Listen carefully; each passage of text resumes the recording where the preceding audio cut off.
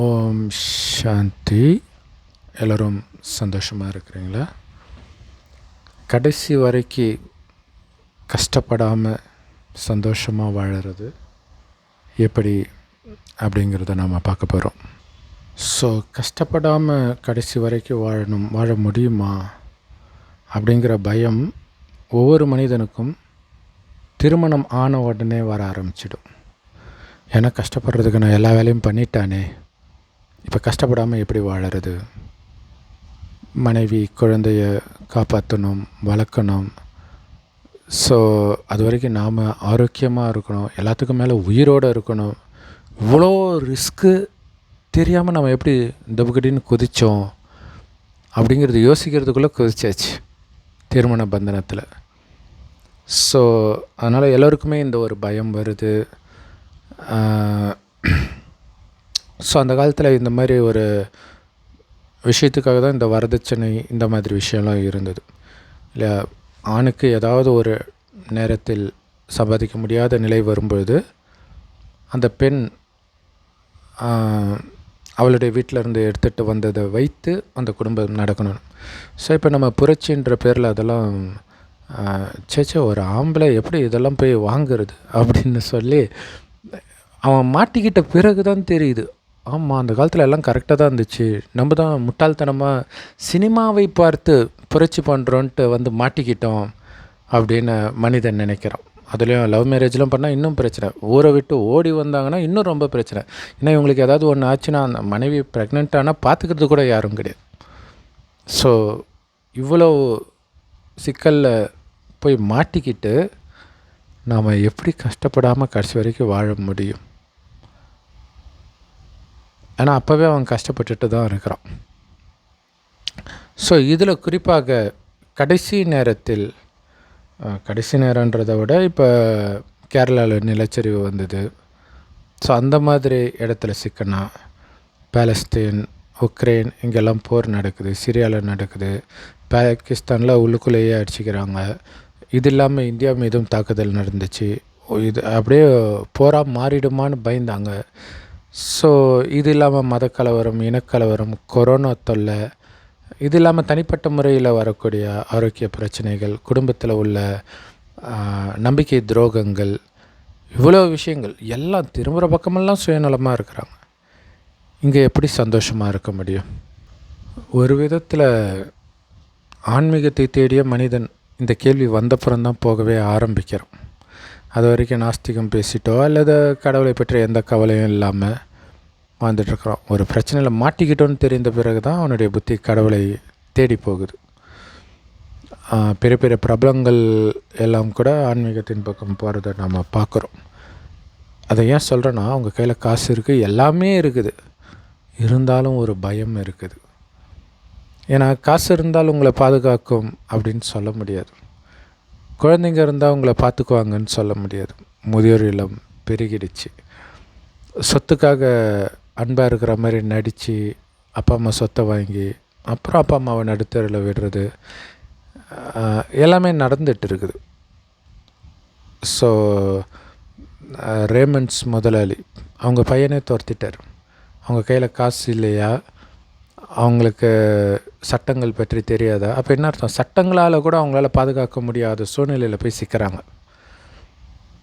So அப்போ இந்த மாதிரி நேரத்தில் எப்படி கஷ்டப்படாமல் இருக்கிறது கடைசி வரைக்கும்?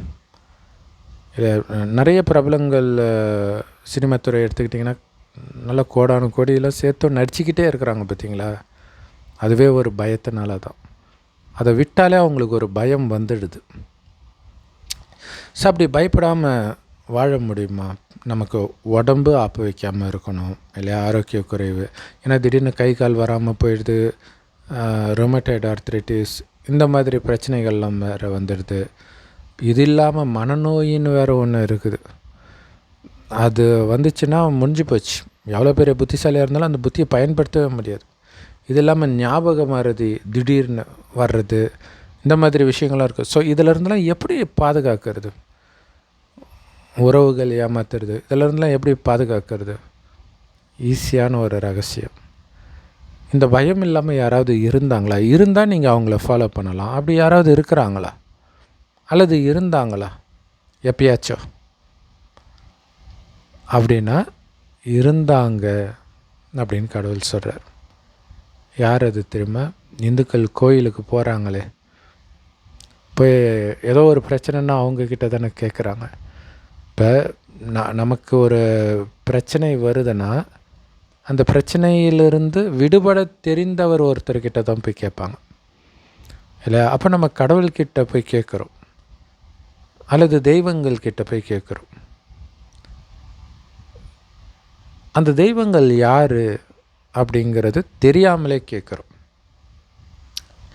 ஏன்னா ஒரு சிலர் நானே சொல்லி கேள்விப்பட்டிருக்கிறேன், முருகா முருகா முருகான்றீங்க, பாவம் அவருக்கு எவ்வளோ பிரச்சனையோ யாருக்கு தெரியும் இல்லையா? அவருக்கும் 2 மனைவி இருக்குது, இப்படியெல்லாம் சொல்லுவாங்க.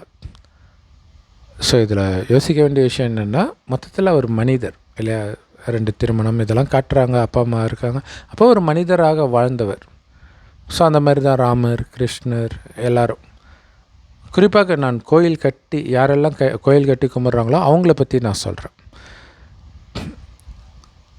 அதிலும் குறிப்பாக அதிக கூட்டம் பார்த்திங்கன்னா நாராயணன் கோயிலுக்கு, பெருமாள் கோயிலுக்கு போகும், சிவன் கோயிலுக்கு ஈக்குவலாக போகும். இப்போ சிவன் கடவுள், ஸோ அவரை விட்டுடலாம், மற்றவர்கள் எல்லாருமே தெய்வந்தான்.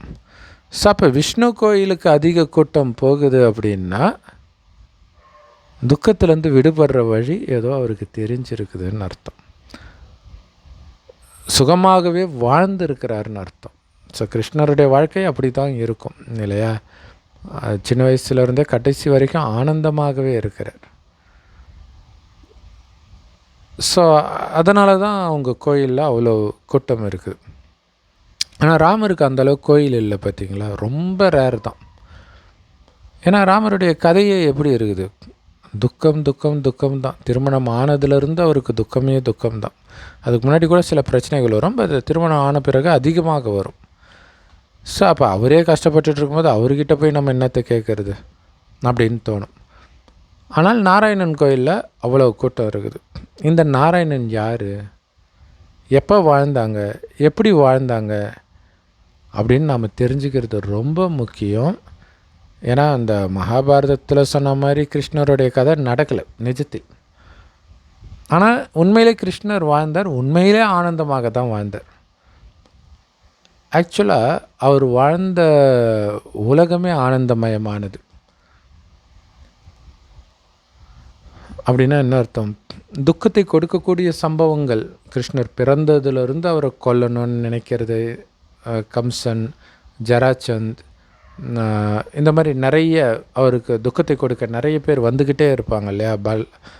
சிசுபாலன், இந்த மாதிரிலாம் யாரும் அவர் வாழ்ந்த காலத்தில் வாழ்ந்ததே கிடையாது. ஸோ அதனால தான் சொல்கிறோம், மகாபாரதத்தில் சொன்னது எதுவுமே நடக்கலை.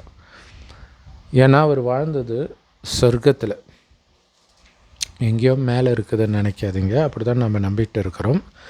ஆனால் கடவுள் நேரடியாக இறுதியில் இந்த பூமிக்கு வருவார்னே நிறைய பேருக்கு தெரியாது. அவர் தான் இந்த ரகசியத்தை சொல்கிறார். மிகப்பெரிய ரகசியம், எந்த வேதத்திலும் சொல்லப்படாத ரகசியம். இதே பூமி தான் சொர்க்கமாக இருந்தது. அதைவிட மிகப்பெரிய ரகசியம், இதே பாரத பூமி தான் சொர்க்கமாக இருந்தது. அந்த பாரதத்தில், அந்த சொர்க்கமாக இருக்கும்பொழுது இருந்த பாரதத்தில் வாழ்ந்தவர்களைத்தான் நம்ம தெய்வம்னு கோயில் கட்டி கும்பிடுறோம். 33 கோடி தேவர்கள், அதில் நம்பர் 1 தேவர் தான் நாராயணன். இப்போ உங்களுக்கு தெளிவாக புரியும். இந்த 5000 வருட காலச்சக்கரத்தில் முதல் பாதி சொர்க்கம், அடுத்த பாதி நரகம். சொர்க்கத்தின் முதல் மகாராஜா ஸ்ரீ நாராயணன். சொர்க்கத்தில் துக்கத்துடைய பேரடையாளமே இருக்காது. பிறந்ததுலேருந்து இறக்கிறதுன்னு சொல்லக்கூடாது ஆக்சுவலாக, பட்டு எல்லாருக்கும் அப்படி பழகிட்டதுனால பிறந்ததுலேருந்து இறக்குற வரைக்கும் சந்தோஷமே சந்தோஷம். ஏன் இறக்கிறதுன்னு சொல்லக்கூடாது அப்படின்னா, அவர்களுக்கு மரணம்னா என்னன்னே தெரியாது. மரணமில்லா பெருவாழ்வுன்றாங்களே, மரணமில்லாத உலகம், ஜீவன், நித்திய ஜீவன் அப்படின்ட்டு பைபிளில் இருக்கும் இல்லையா? அது எல்லாமே அங்கே வாழுற வாழ்க்கை தான். மரணமே இருக்காதா, இறக்க மாட்டாங்களான்னா, இப்போ நீங்கள் எதை மரணம்னு நினைக்கிறீங்களோ அது அங்கே நடக்கும். ஆனால் அந்த மரணத்தின் பொழுது என்னெல்லாம் நடக்குதோ இங்கே சுற்றி, அது அங்கே நடக்காது இல்லையா. உடலை விட்டு உயிர் பிரியறது தான் மரணம். அங்கே உடலை விட்டு உயிர் பிரியும் வயதான பிறகு. ஆனால் இங்கே மரணம் நடந்தால் என்ன பண்ணுவோம், நம்மளும் அழுவோம், இறந்தவர்களும் துடிப்பாங்க. இது ரெண்டுமே அங்கே நடக்காது. ஆனந்தமாக உடலை விட்டு போவார்கள். இன்னும் கேட்டிங்கன்னா, இன்னொரு உடல் எடுப்பதற்கு முன்பு எந்த உடலை எடுக்க போகிறேன்றது அவங்களுக்கு காட்சியாக தெரியும். அதனால் ஆனந்தமாக போவாங்க. அப்போ இந்த உறவுகளை விட்டுட்டு போகிறது எப்படி ஆனந்தம் இருக்கும்? அந்த உறவுகளின் மீது அவங்களுக்கு பற்றே இருக்காது. குழந்தையிலேருந்து இறக்குற வரைக்கும் எதன் மீதும் யார் மீதும் அவங்க பற்று வைக்க மாட்டாங்க. அதனால தான் அவங்க ஆனந்தமாக இருந்தாங்க. பற்றே இல்லைன்னா மட்டும் போதாது. பற்று வர வைக்கிறதுக்கு ஒரு முக்கியமான காரணம் இந்த காமம், காதல், இணக்கவர்ச்சி, இதுவுமே அங்கே இருக்காது. ஆனால் ரொம்ப அழகாக ஆண்களும் பெண்களும் இருப்பாங்க. ஆனாலும் காமம்னா என்னன்னே தெரியாது. கணவனும் மனைவியும் நமக்கு ஒரு வாரிசு வேணும்னு நினைக்கும்போது மனைவி கர்ப்பமாவாலே தவிர காமத்தினால் கருவுற மாட்டாள். ஏன்னா காமம்னா என்னென்னு தெரியாது. காமம் இல்லாதது ஒரு முக்கியமான காரணம்.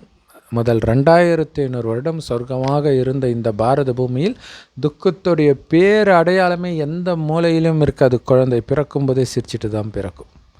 இங்கே பிறக்கும்போதே அழுதுட்டு பிறக்குது. ஏன் காரணம் இல்லாமல் அழும்? கர்ப்பத்தில் அந்த அளவுக்கு தண்டனை அனுபவிக்கும் ஒவ்வொரு குழந்தையும் அதற்கு முன் ஜென்மத்தில் செய்த பாவத்திற்கு. சொர்க்கத்தில் சிரிச்சுக்கிட்டே பிறக்கிறதுக்கான காரணம் கர்ப்பத்தில் எந்த தண்டனையும் கிடைக்காது. அதற்கு முன் ஜென்மத்தில் அவங்க பாவம் செய்வதும் கிடையாது. ஏன்னா சொர்க்கத்தில் மறுஜென்மத்தை மீண்டும் மீண்டும் சொர்க்கத்திலே தான் பிறப்பாங்க. அது சொர்க்கம்னு சொன்னது காரணமே அங்கே பாவத்திற்கான பாவக்காரியம் எதுவுமே நடக்காது. காமம் இருக்காது, கோபம் இருக்காது, பற்று இருக்காது, பேராசை இருக்காது, அகங்காரம் இருக்காது, துக்கத்தை கொடுக்குற எதுவுமே இருக்காது. சந்தோஷத்தை கொடுக்கக்கூடியது ஆரோக்கியம். 150 வருடம் சராசரியாக வாழ்ந்துருவாங்க. திடீர் மரணம், நடுவில் இறக்கிறது, இளவயது மரணம் எதுவும் இருக்காது. கம்பல்சரி 150 வருடம். ஒரு சின்ன தலைவலி கூட வராது. ஸோ சந்தோஷத்திற்கான முதல் காரணம் அது. சரி, ஆரோக்கியம் இருந்துட்டால் சந்தோஷம் வந்துடுமா? காசு இல்லைன்னா? அல்லது காசு இருந்து ஆரோக்கியம் இல்லைன்னா தான் சந்தோஷம் வந்துடுமா? அங்கே ஆரோக்கியமாகவும் இருப்பாங்க, அளவற்ற செல்வம் இருக்கும். எந்த அளவுக்கு அளவற்றது அப்படின்னா, தங்க செங்கற்களால் கட்டப்பட்ட மாட மாளிகையில் வசிப்பாங்க. அவ்வளோ பணக்காரர்கள். அதனால தான் நாராயணனுடைய மனைவி லக்ஷ்மி செல்வத்தின் அதிபதின்னு நம்ம சொல்கிறோம் இல்லையா? ஸோ அவங்களுக்கு எங்கேருந்து வந்தது? கணவன்கிட்ட இருந்து தானே வந்திருக்கும். லக்ஷ்மி நாராயணனுடைய ராஜ்யம் நடக்கும் சொர்க்கத்தில். அவர் மட்டும் இல்லை, அங்கே இருக்கிற எல்லாரும் பணக்காரர்களாக தான் இருப்பாங்க. ஏன்னா நாராயணன் லக்ஷ்மி எல்லாரையும் விட கொஞ்சம் அதிக பணக்காரராக, அதிக அழகு கொண்டவர்களாக, குறிப்பாக அதிக தெய்வீக குணம் கொண்டவர்களாக இருப்பாங்க. எந்த கவலையும் இருக்காது, எந்த துர்சம்பவமும் நடக்க போகிறது கிடையாது. சிங்கம் பசு ஒன்றா தண்ணி குடிக்கும் சொர்க்கத்தில், எல்லா மதத்துலேயும் போட்டிருக்கும். அப்படின்னு அர்த்தம். சிங்கத்துக்கு கூட இன்னொரு விலங்கை சாப்பிடணும்னு தோணாது, தாவரத்தை தான் சாப்பிடும். ஆனால் இன்றைக்கி நாம் பார்க்கக்கூடிய உலகத்தை வச்சுட்டு நாமளே முடிவு பண்ணுறோம். புலி பசித்தாலும் புல்லை தின்னாதுன்ட்டு. அங்கே புல் தான் சாப்பிடும். ஆக்சுவலாக இப்பயே சாப்பிடுது, யூடியூப்லலாம் வந்துருக்குது. கடைசியில் சாப்பிடும். புலி இல்லை, நீங்களே சாப்பிடுவீங்க. அதுவும் இப்போ பாலஸ்தீனத்தில் நடக்குது. சாப்பாடு இல்லைன்னா அதை தானே சாப்பிட்டாகணும்.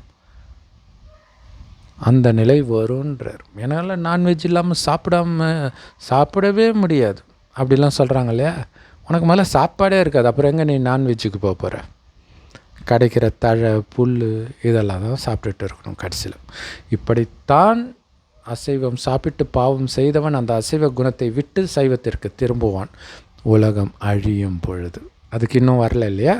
ஸோ 2500 வருடம் சுகம் மட்டுமே இருந்த சொர்க்கம் அடுத்த 2500 வருடம் நரகமாகுது. முதல்ல நரகத்தில் துக்கம் இருக்காது, ஆனால் துக்கத்திற்கு தேவையான குணங்கள் வெளிப்பட ஆரம்பிக்கும். காமம், கோபம், பற்று, பேராசை, அகங்காரம். ஏன் சொர்க்கத்தில் அது இல்லாமல் இருந்துச்சு அப்படின்னா, அங்கே யாருமே தங்களை அழியக்கூடிய உடல்னு நினைக்க மாட்டாங்க. இதை இயக்கக்கூடிய அழிவற்ற ஆத்மானு புரிஞ்சுக்கோங்க. ஒருவரை ஒருவர் ஆத்மானு தான் பார்ப்பாங்க. அந்த ஆத்மா தான் கண் வழியாக பார்க்குது, வாய் வழியாக பேசுது, கை கால் மூலமாக அனைத்து காரியங்களையும் செய்யுது. அப்படிங்கிறது சதா ஞாபகம் இருக்கும். நாம் பார்த்துட்டு இருக்கிறது அது போட்டிருக்கிற ட்ரெஸ்ஸு தான் இந்த உடம்பு. ஆனால் இந்த உடலை இயக்கிட்டு இருக்கிறவர் ஆத்மா அப்படிங்கிறது அவங்களுடைய கவனம் எப்போவுமே இருக்கிறதோடைய நினைவு இன்னை வரைக்கும் இந்து மதத்தில் இங்கே போட்டு வைக்கிற பழக்கம் இருக்குது. ஆனால் 2500 வருடம் கழித்து என்ன ஆகுதுன்னா, ஆத்மான்றதை மறந்துடுறாங்க. கொஞ்சம் கொஞ்சமாக ஆத்ம சக்தி இழக்கும்போது மறதி வருது. அப்போ என்ன ஆகுதுன்னா, புத்தி வெளி உலக விஷயத்தில் தடுமாறுது, சொர்க்கத்தில் தடுமாறாது. ஏன்னா ஆத்ம உணர்வில் இருக்கும்போது ஆத்ம பலமாக இருக்குது, அதனால தான் ஆத்ம உணர்விலே இருக்க முடியுது. அது ஆத்மான்றதை மறந்து உடல் உணர்வுக்கு வருவதற்கு காரணம் ஆத்ம சக்தி இழக்குது, வெளி உலகத்தில் புத்தி தடுமாறுது, மயங்குது. மயங்கிறதுனால என்ன அர்த்தம்? சரி எது தவறு எதுன்னு பகுத்தறியும் சக்தியை இழந்து விட்டது. அப்போ தான் கொஞ்சம் கொஞ்சமாக தனக்குத்தானே குழி வெட்டிக்க ஆரம்பிக்கிறோம், பாவம் செய்ய ஆரம்பிக்கிறோம். காமம், கோபம், பற்று, பேராசை, அகங்காரம். ஸோ இதெல்லாம் பண்ணால் கண்டிப்பாக துக்கம் அடைந்தே தீருவார்கள், தண்டனை அடைந்தே தீருவார்கள். காமத்தினால தான் இன்றைக்கி நிறைய கொலைகள் நடக்குது. கள்ளத்தொடர்பு முக்கியமான காரணம் அதுவாகத்தான் இருக்குது. எல்லா மதங்களையும் அதை பற்றி எச்சரிக்கையும் இருக்கும்.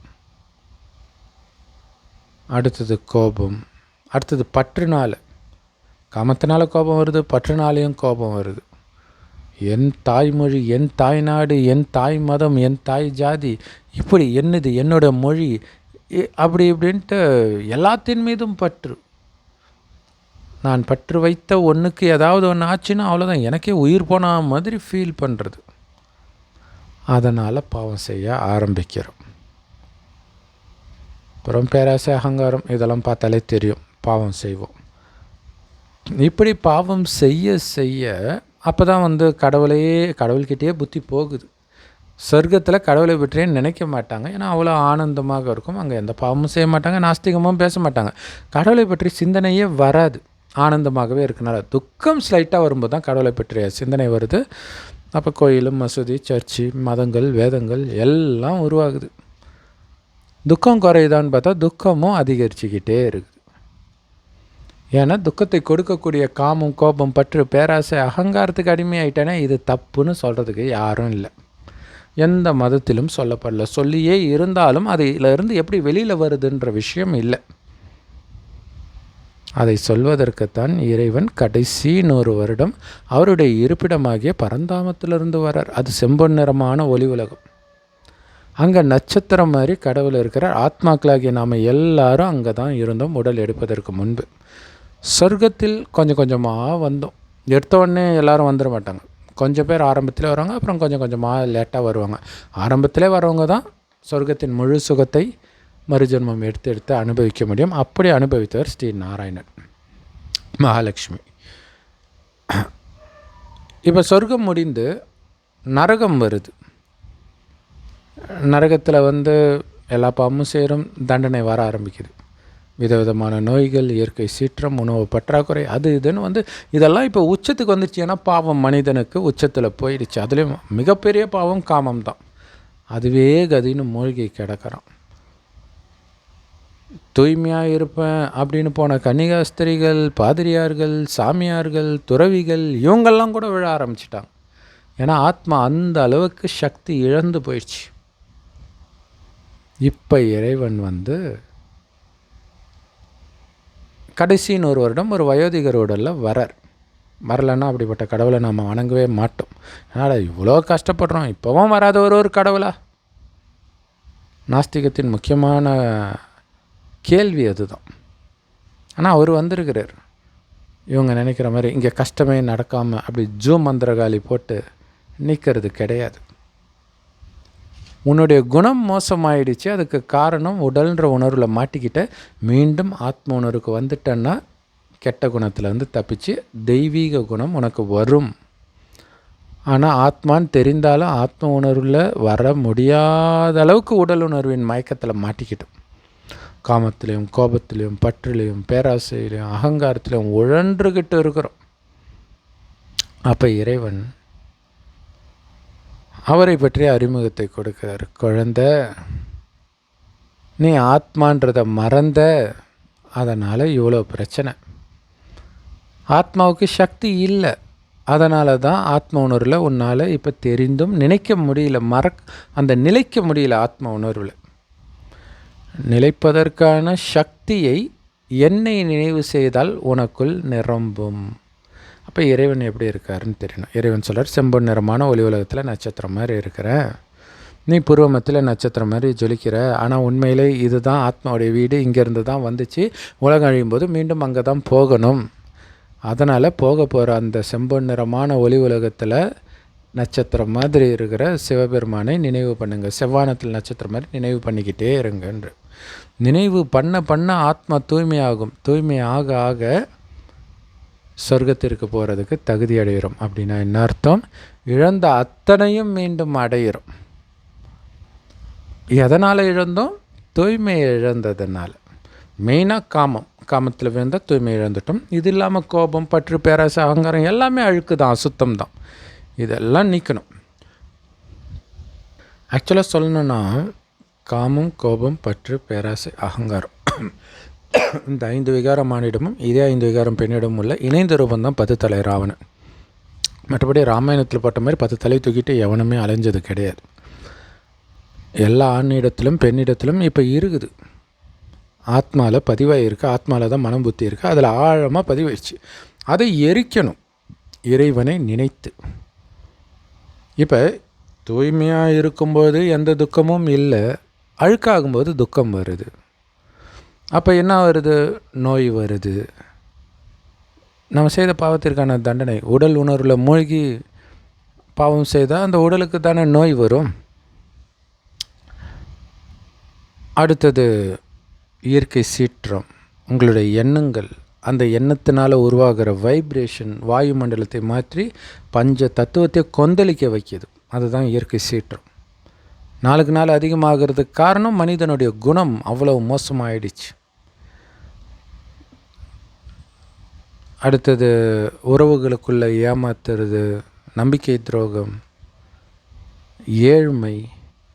ஏன்னா அந்த பணம் உடலுணர்வில் மூழ்க அவனுக்கு பணம் வர வர என்ன பண்ணுவான்? இன்னும் காமம் இந்த மாதிரி தவறான காரியத்தில் தான் மூழ்கி இருப்பான். அதனால தான் அவன்கிட்டேருந்து அதெல்லாம் அபகரிக்கப்படுது. ஏன்னா இதை வச்சு ஹேண்டில் பண்ணுற சக்தியை மனிதன் இழந்து விட்டான் அப்படின்ட்டு. ஆனால் அனைத்தையும் கொடுக்க முடியும், ஹேண்டில் பண்ணக்கூடிய சக்தி உனக்கு இருக்குதுன்னு நிரூபி. எப்படி? சாமியார் மாதிரி காட்டுக்கு போகாத, வீட்டில் இருந்துக்கிட்டே மனைவி கூட பக்கத்தில் இருந்துக்கிட்டே காமம் இல்லாமல் இருந்து காட்டு. கணவன் பக்கத்தில் இருக்கும்போதே கணவனாக பார்க்காம சகோதரனாக பார்த்து காட்டு. ஏன்னா சகோதரன் சகோதரி உறவு கூட இப்போ ஏமாத்துது. அதனால் கடவுள் சொல்கிறார் சகோதரன். ஏன்னா உடம்பு தான் ஆண் பெண், ஆத்மா ஒரே புள்ளி தான். பரமாத்மாவும் அதே மாதிரி புள்ளி தான். ஆத்மா ஆண் உடலும் எடுக்கும், பெண் உடலும் எடுக்கும். ஆனால் விலங்குகள் உடலோ செடி கொடியாலும் மனிதர்கள் சொல்கிற மாதிரிலாம் கிடையாது. அப்படிங்கிற ரகசியத்தை கடைசியில் இறைவன் வந்து சொல்கிறார். என்ன சொல்கிறாரு அப்படின்னா, நீ பாவம் பண்ணிட்ட குழந்தை, அதனால் உனக்கு துக்கம் வருது. அது உனக்கு உடம்பு மூலமாக வரலாம், மற்றவர்கள் மூலமாக வரலாம், இயற்கை மூலமாக வரலாம், யுத்தம் மூலமாக வரலாம். பாவம் இருக்குது இல்லையா? அந்த பாவத்தை அழிச்சிட்டேன்னா, பாவம் இல்லாமல் சொர்க்கத்தில் இருக்கும்போது உனக்கு ஏதாவது துக்கம் வந்துச்சா? இல்லை. இப்போவும் நீ துக்கத்திலேருந்து தப்பிக்க முடியும். ஆனால் நிறைய பாவம் செஞ்சுட்டோம், தண்டனையெல்லாம் வரப்போ அப்படியே வரிசையாக நின்றுக்கிட்டு இருக்குது. ஆனால் பாவத்தை ஃபுல்லாக எரிச்சிட்டிங்கன்னா உங்களுக்கு துக்கம் வராது. கேரண்டி கொடுக்குறார் கடவுள். எப்படி எரிக்கிறது? இறைவன் நினைவிலேயே மூழ்க ஆத்மா தூய்மையாகும். அதுக்கு என்ன பண்ணால் இறைவன் நினைவு, இறைவன் கொடுக்குற ஞானம். சொர்க்கத்துக்கு போயிட்டு இருக்கிறேன். இழந்த அனைத்தையும் நான் அடைய போகிறேன். எதனால் இழந்த? எனக்குள்ள காமம், கோபம், பற்று, பேராசை, அகங்காரம் வந்ததுனால தான் அனைத்தையும் இழந்தேன். இந்த அழுக்கு சேர்ந்ததுனால. இப்போ இந்த அழுக்கை நீக்கணும். இறைவன் சொல்கிறாரு, தூய்மையாக இருந்தீங்கன்னாலே அமைதியும் ஆனந்தமும் கூடவே இருக்குன்றார். கரெக்டாக சொல்லணும்னா அமைதி ஆனந்தத்தின் தாய் இந்த தூய்மைன்றது மெயினாக காமம் இல்லாமல் இருக்கிறது. ஆனால் அது மட்டும் இல்லை, கோபம், பற்று, பேராசை, வீண் எண்ணமே இல்லாமல் இருக்கிறதுங்க. ஆத்மான்னு பரமாத்மா நினைவிலேயே மூழ்கி இருக்குது. நானும் ஜோதி, என் அப்பனும் ஜோதி. பார்க்குறது எல்லாரும் ஜோதியைத்தான் பார்க்குறேன், உடம்பே பார்க்கல. பூர்வமத்தியில் இருக்கிற ஜோதியை தான் பார்க்குறேன். ஸோ அப்படி மூழ்கிறது தான் முழு பரிசுத்த நிலை. ஆனால் அந்த நிலையை அடையிறதுக்கு முயற்சி பண்ணிக்கிட்டே இருக்கணும். கொஞ்சம் கொஞ்சமாக வந்துடும், வராமல் போயிடாது இப்போவே. ஏன்னா உலகம் அழியும் போது உங்களை பாதுகாக்கிறதுக்கு தான் இந்த ஞானத்தை உலகம் அழியிறதுக்கு 100 வருடம் முன்பு கொடுக்குறார். ஆல்ரெடி அவர் 90 வருஷம் முடிஞ்சிச்சு. இன்னும் கொஞ்சம் நேரம் தான் இருக்குது. நமக்கே லேட்டாக தான் கிடச்சிருக்குது இந்த ஞானம். ஸோ இப்போ இறைவன் நினைவில் எந்த அளவுக்கு நீங்கள் மூழ்கிட்டே எல்லா காரியத்தையும் பண்ணலாம். ஏன்னா இங்கே மனசுக்கு தானே வேலை. லவ் பண்ணுறவங்க லவ்வரை நினச்சிக்கிட்டு ஸ்கூலுக்கு போகல, காலேஜுக்கு போகல, ஆஃபீஸ்க்கு போகல, வீட்டில் சமைக்கலை, முடியுதில்ல. ஆனால் அந்த லவ்வரை நினச்சா நம்ம வாழ்க்கை தான் நாசமாக போகும். இறைவனை லவ்வராக நினைங்க, அப்பா அம்மாவை நினைங்க, குழந்தையாக நினைங்க, சகோதரனாக நினைங்க, நண்பனாக நினைங்க. எந்த உறவு பிடிக்குதோ அப்படி நினைங்க. நட்சத்திரம் மாதிரி நினைங்க. ஏன்னா அவர் அப்படி தான் இருக்கார், நீங்களும் அப்படி தான் இருக்கிறீங்க. அப்படி நீங்கள் நினைக்க நினைக்க நினைக்க நினைக்க ஆத்மா தூய்மை ஆக ஆக அமைதியும் ஆனந்தமும் உங்கள் கூடவே ஒட்டி பிறந்தவர்கள் மாதிரி இருக்கும். ஆனால் அழுக்கு சேர சேர அமைதி ஆனந்தம் ஓடி போயிடும். அதனால தான் இன்றைக்கி போயிடுச்சு. நல்லா யோசித்து பாருங்களாம். என்றைக்கு இந்த கருத்தடை சாதனம்னு ஒன்று வந்ததோ, அது ஒரு 50-60 வருடம் இருக்கும்னு நினைக்கிறேன், அல்லது 40 வருடம் தான், 40-50 வருடம் இருக்கும். அது அதிலிருந்து தான் உலகம் ரொம்ப மோசமாச்சு. அதுக்கேற்ற மாதிரி அந்த ஆபாச படங்கள். ஸோ உலகத்தை அந்த அளவுக்கு இன்றைக்கி அனைத்தையும் நாம் இழந்துட்டு இருக்கிறதுக்கு, விலைவாசி ஏறுறதுக்கு, இயற்கை சீற்றம் எல்லாம் நம்ம காமத்தில் முழுகினது தான் காரணம், முக்கியமான காரணம். அதை தொடர்ந்து தான் கோபம், பற்று, பேராசை, அகங்காரம் எல்லாமே. இப்போ ஆத்மா இந்த உடம்பை விட்டுட்டு சொர்க்கத்தில் போய் வேறு உடலை எடுக்க போகுது.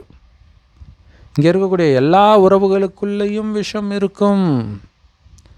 அதன் மீது பற்று வைக்காதீங்க. ஆனால் உங்கள் கடமையை செய்யணும். அப்பா அம்மாவை பார்த்துக்கணும், மனைவி குழந்தைய பார்த்துக்கணும், அதெல்லாம் பண்ணுவீங்க. ஆனால் என்னுடையவர்கள் கிடையாது, கடவுளுடையவர்கள். எனக்கு எப்படி கடவுள் அப்பாவோ அவங்களுக்கும் அவர் தான் அப்பா. ஸோ பார்த்துக்க வேண்டியது என் பொறுப்பு. ஆனால் பற்று இல்லாமல் பார்த்துக்கிறேன். அப்படி நீங்கள் இருந்தீங்கன்னா, பற்று கட்டாயிடுச்சுனாலே உங்களுக்கு என்ன துக்கம் வரப்போகுது இல்லையா? ஏதோ ஒரு இயற்கை சீற்றத்துலேயோ அல்லது ஒரு யுத்த காலத்துலேயோ எங்கேயோ தனியாக போயிட்டீங்கன்னு வச்சுக்கோங்களேன். உக்ரைனில் போனாங்கல்ல, பெண்கள் எல்லாம் நாட்டை விட்டு வெளில போனாங்க. எப்படி இருக்கும்? தயாராக அந்த மாதிரி சூழ்நிலை வந்தால் வரலாம். ஸோ எல்லோரையும் கடவுள் பார்த்துக்க போகிறார். நான் ஏன் கவலைப்படணும்? சூப்பர். இதில் மகாபாரதத்தில் இந்த ரகசியம் இருக்கும். மகாபாரதத்தில் அர்ஜுனனை ஜெயத்ரதவன்றவன் அவனை போக்கு காட்டி வேறு பக்கம் அழைச்சிட்டு போயிடுவான். ஏன்னா தர்மர் பக்கத்தில் இருந்தால் தர்மரை அரெஸ்ட் பண்ண முடியல. ஏன்னா அர்ஜுனனை யாரும் ஜெயிக்க முடியாது இல்லையா? அதனால் சும்மா அர்ஜுனன்கிட்ட என் கூட சண்டை போடுறா அப்படி இப்படின்னு சொல்லி ஒருத்தன் அழைச்சிட்டு போயிடுவான். இது ஒரு போருடைய பிளான். அது அப்போ மற்றவர்கள் கொஞ்ச நேரத்தில் யோசிக்கிறாங்க, என்ன அர்ஜுனனே காணும் பக்கத்தில் கேட்குறாங்க. தர்மர் கேட்குறாரு, எங்கே அர்ஜுனன் எங்கே? அப்போ பீமன் சொல்கிறார், அர்ஜுனனை பற்றி கவலை இல்லை, அர்ஜுனனை காணும், அவனுக்கு ஏதாவது ஆயிடுச்சா அப்படின்னு கேட்குறாங்க. பீமன் சொல்கிறார், அவரை பற்றி கவலைப்படாதீங்கப்பா, ஏன்னா அவர் கூட கிருஷ்ணர் இருக்கிறார். கிருஷ்ணர் இருக்கிற இடத்துல சத்தியம் இருக்கும். சத்தியம் இருந்தால் வெற்றி நிச்சயம். அதனால் அவரை பற்றி கவலைப்படாதீங்க. இங்கே நாம் இறைவனை நினைத்துக்கிட்டு இருக்கிறது தான் இறைவன் கூட இருக்கிறது. இறைவன் நினைவில் இருக்கும்போது நீங்கள் எந்த பாவமும் செய்ய மாட்டீங்க. காமம், கோபம், பற்று, பேராசை, அகங்காரம். அப்போ சத்தியத்தின் பாதையில் நிற்கிறீங்கன்னு அர்த்தம். அந்த பாதையில் இருக்கும்போது உங்களுக்கு எதுவுமே ஆகாது. துக்கம், அசாந்தி வர்றதுக்கான வாய்ப்பே கிடையாது.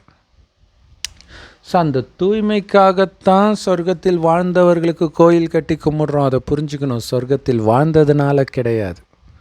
சொர்க்கத்தில் எல்லோரும் தூய்மையாக இருப்பாங்க, அவங்களும் தூய்மையாக இருப்பாங்க, அது பெரிய விஷயம் கிடையாது. ஆனால் அந்த சொர்க்கத்துக்கு போகிறதுக்கு முந்தைய ஜென்மம், இந்த ஜென்மம் இறைவனின் நினைவில் மூழ்கி தூய்மையாக இருந்தாங்க பாருங்கள். எல்லாம் காமத்தில் மூழ்கி இருக்கும்போது, காமம்னா என்னென்னு தெரியாத பரிசுத்தமான குழந்தை மாதிரி இருந்தாங்க பாருங்கள். சின்ன சின்ன விஷயத்துக்கெல்லாம் கத்தி தூக்கிட்டு ஓடக்கூடிய இந்த உலகத்தில் அமைதியே சொரூபமாக, அன்பே உருவாக இருந்தாங்க பாருங்க. அதுக்கு தான் கோயில் கட்டி கும்பிட்றாங்க. உங்களுக்கு டவுட்டாக இருக்கும், என்ன இது இப்போ தான் நடக்குது, ஆனால் கோயில் எப்பத்தில் வந்தோ தானே கட்டியிருக்கிறாங்க. அதுக்கு தான் இந்த ரகசியம் தெரிஞ்சுக்கணும். இது 5000 வருட காலச்சக்கரத்தில் நடந்தது தான் திரும்ப திரும்ப திரும்ப திரும்ப நடக்கும். 5000 வருஷம் முன்னாடி இந்த ஞானத்தை யார் கேட்குறாங்களோ அவங்க தான் இப்பயும் கேட்பாங்க. ஒவ்வொரு கல்பத்திலும் இந்த நேரம் இதான் கேட்பாங்க. அப்போ முந்தைய கல்பத்தில் இந்த ஞானத்தை எடுத்து தன்னுடைய குணத்தையும் மாற்றிக்கிட்டு மற்றவர்களுக்கும் ஞானத்தை கொடுத்து அவர்கள் குணத்தையும் மாற்றுறதுக்கு முயற்சி பண்ணாங்க பார்த்தீங்களா. அவங்களுடைய கோயில் தான். சொர்க்கத்தில் கோயிலெலாம் கட்ட மாட்டாங்க, ஏன்னா அவங்க தேவதையாக உயிரோட்டமாக வந்துடுறாங்க. நரகத்தில் வரும்போது, கஷ்டம் வரும்போது கோயில் கட்டி வணங்குறாங்க. முந்தைய கல்பத்தில் என்னை காப்பாற்றியதற்காக நான் வணங்குகிறேன் அப்படின்னு வணங்குறது. எல்லா மதமுமே அப்படி தான். ஸோ இறுதியில் தான் அந்த காப்பாற்றுற விஷயம் நடக்குது. கடவுள் காப்பாற்றுறார், ஞானத்தை கொடுக்குறார், அதை ஃபாலோ பண்ணி நாம் நம்மை பாதுகாத்துக்கிட்டு மற்றவர்களையும் பாதுகாக்கிறோம். எப்படி? தூய்மை தான். ஏன் அந்த சிவன் மட்டும்தான் கடவுள், அவர் இறுதியில் வரார். ஆனால் அந்த தெய்வங்கள் தெருக்கு தெரு அம்மன் கோயில் ஏன் அவ்வளோ மகிமை அப்படின்னா, இந்த பற்றையெல்லாம் விட்டாங்களே. ஏன் விட்டாங்க? குடும்பத்தில் இருந்துக்கிட்டே உலக நன்மைக்காக. ஏன்னா பற்று இருந்தால் அதில் சுயநலம் வரும், வாயுமண்டலத்தை கெடுத்துடும். அப்போ எந்த நினைவும் இல்லாமல் இந்த பூமி சொர்க்கமாகுது. அதுக்கு தூய்மையின் அதிர்வலைகளை நான் பரவ செய்யணும். இறைவனை மட்டும் என் மனதில் நிரப்பினால் மட்டுமே தூய்மையான அதிர்வலைகள் பரவும் அப்படின்னு தெரிந்தவர்களைத்தான் கோயில் கட்டி நாம் கும்பிடுறோம். அப்படி இருக்கிறதுனால முதல்ல நாம் ஆனந்தமாக இருப்போம். மற்றவர்கள் இந்த ஞானத்தை கேட்கல, அதனால் துக்கத்தை அடைவாங்க. ஆனால் துக்கத்தை அடைந்து துக்கத்தின் உச்சத்தில் இருக்கும் பொழுது நாம் உருவாக்குற இந்த அமைதியான அன்பான வாயுமண்டலம் இருக்குது பாருங்கள், அது அவங்கள அறியாமல் அமைதியாகவும் ஆனந்தமாகவும் மாற்றும் கடைசியில். அதனால தான் அவங்கள கோயில் கட்டி கும்பிட்றாங்க. ஸோ அப்போ கடைசி வரைக்கும் ஆனந்தமாக இருக்கணும்னா துக்கத்தை கொடுக்கக்கூடிய காமம், கோபம், பற்றி, பேராசை, ஆங்காரத்தை முற்றிலும் நீங்கள் வென்றுட்டீங்கன்னா யார் நினைத்தாலும் உங்களுக்கு துக்கம் கொடுக்கவே முடியாது, உங்கள் அமைதியை கெடுக்கவே முடியாது. எதுவுமே என் இதில் இறைவனை தவிர, இறைவனுக்கு ஒன்றும் ஆக போகிறதில்ல, எனக்கும் ஒன்றும் ஆகாது. ஏன்னா நான் அவர் கூடவே இருக்கிறேன். இறைவன் இருக்கும் இடத்தில் சத்தியம் இருக்கும், சத்தியம் இருக்கும் இடத்தில் வெற்றி இருக்கும். தாரக மந்திரம். இதை மட்டும் நீங்கள் ஞாபகம் வச்சுக்கிட்டீங்க, உங்கள் குழந்தைங்களுக்கும் சொல்லி கொடுத்துட்டீங்க, கவலையே பட தேவையில்லை. இறைவன் நினைவு எந்த நேரமும் இருக்கணும்னு மட்டும் சொல்லிவிடுங்க. ஏன்னா காவலாக காக்க முடியும். ஸ்கூலில் வாத்தியார் சின்ன குழந்தைங்களை கற்பழிக்கிறாரு, ஹாஸ்பிட்டலில் நடக்குது, எல்லா துறையிலையும் நடக்குது. எங்கே தான் அனுப்புறது? குழந்தைகளையே, வயசான பாட்டியையும் அந்தளவுக்கு காமம் மூழ்கி இருக்குது. ஆனால் அந்த கிராமத்தில் ஒன்று சொல்லுவாங்க, கழிசடையோடு தான் சேரும்ன்ட்டு. அந்த மாதிரி உங்களுக்குள்ளே அழுக்கு இருந்தால் அழுக்கு உங்களை தேடி வரும். நீங்கள் தூய்மையாக இருந்தால் அழுக்கு உங்கள் கிட்டையே வராது. அதையும் மீறி வந்தாலும் உங்கள் உடலை தெரியாது அவங்களுக்குன்னு கடவுள் கேரண்டி கொடுக்குறார். நீங்கள் உங்கள் உடலையே மறந்த ஆத்ம உணர்வில் பரமாத்மா நினைவில் மூழ்கி இருக்கும் பொழுது தவறானவர்கள் உங்கள் எதிரில் வந்தால் உங்கள் உடல் மறைஞ்சிடும், அங்கே ஒரு பிரகாசமான ஒளி அடிக்கும்ன்றார். அப்படியே மறந்து போயிடுவாங்க. அந்த தவறான எண்ணெல்லாம் ஒரு செகண்டில் காணாமல் போய்டுன்றார். இவ்வளோ மேஜிக் நடக்குது. சரி, விலைவாசி ஏறுது, சாப்பாட்டுக்கு வழி இல்லாமல் கோடீஸ்வரர்களே தெருவில் வந்து நிற்பாங்க. ஸோ இப்போ சென்னையில் மூழ்கும் போதெல்லாம் அது மாதிரி நிலை வந்தது இல்லையா? கடைசியில் அந்த மாதிரி நிலை வரும் எல்லாருக்குமே. சாப்பாடே இருக்காது, கோடி ரூபாய் கொடுத்தாலும் ஒரு கைப்பிடி சாப்பாடு கிடைக்காது. ஆனாலும் உங்களுக்கு நான் உத்தரவாதம் கொடுக்குறேன், பட்டினியில் நீங்கள் சாக மாட்டீங்க. உங்களுக்கு அடிப்படையாக உயிர் வாழ்வதற்கு தேவையான அளவு உணவு கிடைத்திடும், எங்கே இருந்தாலும் கேரண்டி கொடுக்குறார் கடவுள். ஏன்? பாவம் இருந்தால் தானே நீங்கள் துக்கத்தை அனுபவிக்கிறதுக்கு. அப்போ முழுக்க முழுக்க அந்த இறைவன் நினைவில் அந்த அசைக்க முடியாத நிச்சய புத்தியில் இருக்கும்போது தானாக உதவி வரும் அதிசயத்தை நீங்கள் பார்ப்பீங்க. ஆனால் பாவம் உலகத்தில் எல்லாரும் நாஸ்திகராயிட்டாங்க. இவங்களுடைய நிலைமையை நினைத்தாலே இரத்த கண்ணீர் வருது. ஒன்றும் இல்லை, ஆபாசமாக நடித்த நடிகைகளுடைய வாழ்க்கையை பாருங்களா, பெரும்பான்மையானவர்களுடைய வாழ்க்கை நரக வேதனையை அனுபவிக்கிறாங்க இறக்கிறதுக்கு முன்னாடி. இப்போ தெரியுதா அந்த காமத்தை தோன்ற மாதிரி நடித்ததுக்கு அவ்வளோ தண்டனைனா, காமத்திலேயே மூழ்கினா எவ்வளோ தண்டனை கிடைக்கும்னு யோசிச்சு பாருங்கள். அப்போ காமத்திலேருந்து முற்றிலும் விலகிட்டா எவ்வளோ பாதுகாப்பாக இருப்பீங்கன்னு யோசிச்சுக்கோங்க. நம்முடைய பாதுகாப்பு கவசமே தூய்மை தான். அந்த தூய்மைக்கு ஆதாரம் இறைவனின் நினைவு தான். இதுதான் கடைசி வரை சந்தோஷமாக வாழ்வதற்கு மட்டுமில்லை, கடைசியை தாண்டி மீண்டும் ஆரம்பிக்க போகிற அந்த சொர்க்கத்திலும் ஆனந்தமாக இருக்க போகிறீங்க.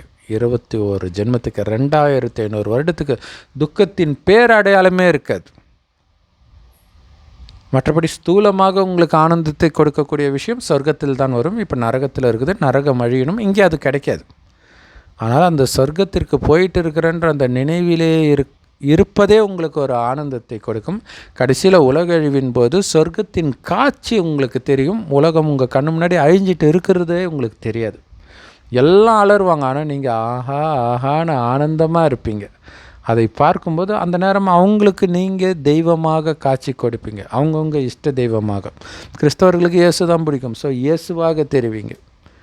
நாராயண பக்தருக்கு நாராயணனாக தெரிவிங்க, காளி பக்தருக்கு காளியாக தெரிவிங்க. ஸோ அவங்களுடைய ஆசையும் நிறைவேறுது. உங்களுடைய தூய்மையில் தான் ஒட்டுமொத்த உலகத்துக்கும் நன்மை. இந்த நரகமே சொர்க்கமாகுது. ஸோ நாமளும் கஷ்டம் இல்லாமல் இருப்பதோடு பிறருடைய கஷ்டத்தையும் துடைக்கும் மிகப்பெரிய பாக்கியம் தூய்மையில் தான் இருக்குது. அது இறைவனின் நினைவில் மூழ்குவதனால் தான் இருக்குது. இவ்வளோ பெரிய நன்மை இந்த தூய்மையில் இருக்குது. ஆனால் வாழறது நரகத்தில். ஐயோ, காமம் ரொம்ப முக்கியம், காமம் இல்லைன்னா அது எப்படி திருமணம்லாம் அப்படி சொல்கிற மனிதர்கள், தவறான அட்வைஸ் கொடுக்குறவங்க மத்தியில் வாழ்ந்துட்டு இருக்கிறோம்.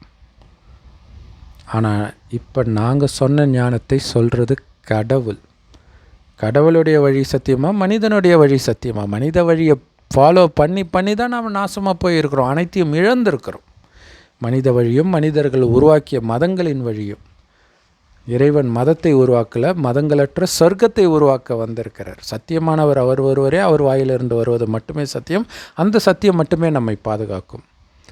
ஓம் சாந்தி. தேங்க்ஸ் ஃபார் வாட்சிங். ஸோ மெயின் ஆத்மான்னு ஒன்று வந்து பரமாத்மாவை நினைவு பண்ணிக்கிட்டே இருங்க. நானும் ஒளிப்புள்ளி, இறைவனும் ஒளிப்புள்ளி. இறைவன் கொடுக்குற ஞானம் முரளின்னு சொல்லுவோம். எல்லா பிரம்மகுமாரிகள் ராஜயோக தியான நிலையத்திலும் முற்றிலும் இலவசமாக கிடைக்கிது. யூடியூப் வெப்சைட்ஸில் இருக்குது. அதோட லிங்க் இந்த வீடியோக்கு டிஸ்கிரிப்ஷனில் கொடுக்குறோம். அவசியம் பார்த்து பயன்பெறுங்கள். ஓம் சாந்தி.